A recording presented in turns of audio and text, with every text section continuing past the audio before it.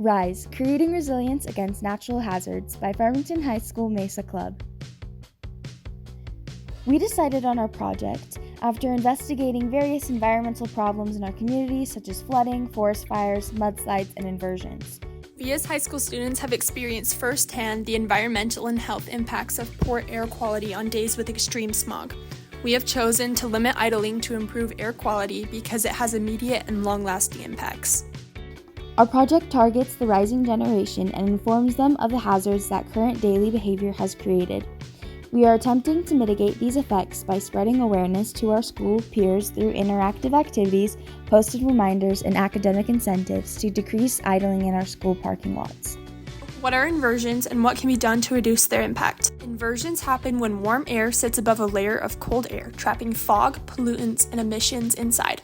In Utah's basin, inversions have been occurring with an increasing frequency, duration, and intensity. Inversions can be prevented by reducing emissions on a large and individual level. Here's a picture taken of the Salt Lake Basin, where you can see a visible layer of smog and pollutants.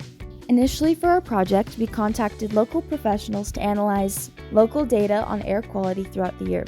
Winter has the worst air quality in Utah because of increased reliance on heating, increased winds, and colder, denser air in the winter that settles in the basin. Parking lot monitors at Farmington High have assumed on average a majority of cars in the parking lot idling 20 minutes prior to school hours, and many cars idling during entire class periods or even lunch. Air quality is measured by the Air Quality Index, which spans from 0 to 500. 0 to 50 is considered good, 51 to 100 is moderate, 101 to 150 is unhealthy to sensitive groups, 151 to 200 is unhealthy, 201 to 300 is very unhealthy, and 301 and higher is hazardous. With the help of a recent geophysicist graduate from the University of Utah, we compiled some air quality data over the last couple of years comparing Salt Lake City, Denver, and Boise, all of which have similar mountainous, bowl-like terrain and weather patterns. Over the last 25 years in recorded data for Salt Lake City, we've seen an overall decrease in air pollution, but recently there's been a spike. Here are some yearly air quality graphs where visible monthly air quality fluctuations can be seen, which model the relationship between the Utah seasons, public activity, and subsequent inversions. The summer and winter months are typically known to have the worst air quality. Here is another way to look at the air quality index, where we can see lots of orange, red, and occasional purple, which signify unhealthy air. Our initial plan to decrease idling in our school was by encouraging bus riding. Our boundaries extend to a 20-minute drive from the school, so to encourage bus riding, we wanted to make buses more appealing.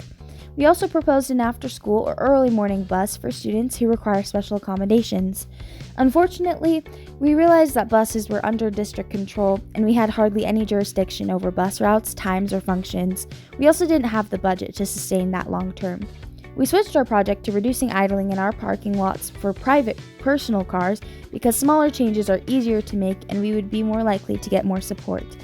If we are successful, we will try to take this to the district to continue the program at multiple schools and even, eventually, get the resources to advocate for early and late buses.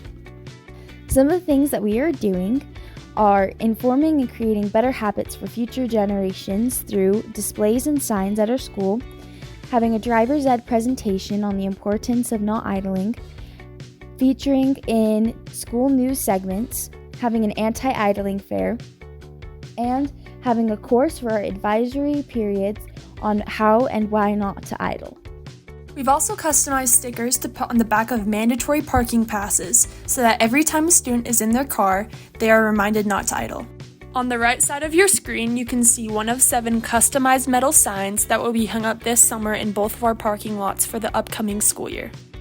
In addition, we have added an interactive slide on our school's TVs to promote our project and purpose, where students can scan the included QR code to see the live, local air quality daily. We wanted our action strategy to be fun, relatable, with interactive events for a demographic of youth. We focused on the benefits of not idling rather than the harms of idling to provide incentive. We also prepared a way for our project to grow in the future. For our driver's ed presentation, we will be going around to each of the driver's ed classes and encouraging a community without idling. We have also created engaging, interactive games where students can participate and win prizes to help spread awareness about idling. We have devised a curriculum and several assignments for our advisory periods to encourage every student to take a pledge against idling. This will give them credit for their advisory class and help encourage them to remember to not idle each day. We are maximizing our impact per dollar spent by having small, cheap items that can be distributed among many people, as well as larger public signs that will reach a wide audience. We have interacted with many individuals throughout this project.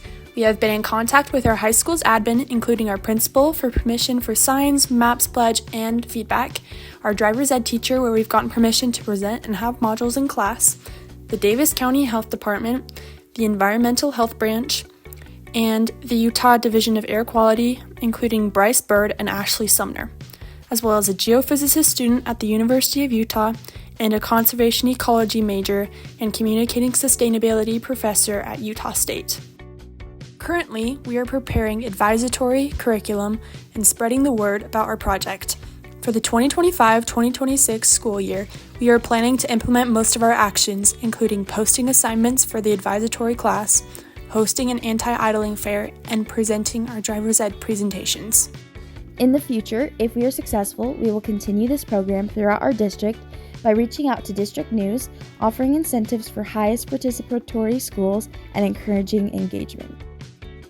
We are excited about the progress made on this project and look forward to its success in our school and community over the next year. We hope you consider our project for the RISE nominee as we aspire to expand its reach district and even statewide, working together to mitigate inversion and its effects on Utah's community.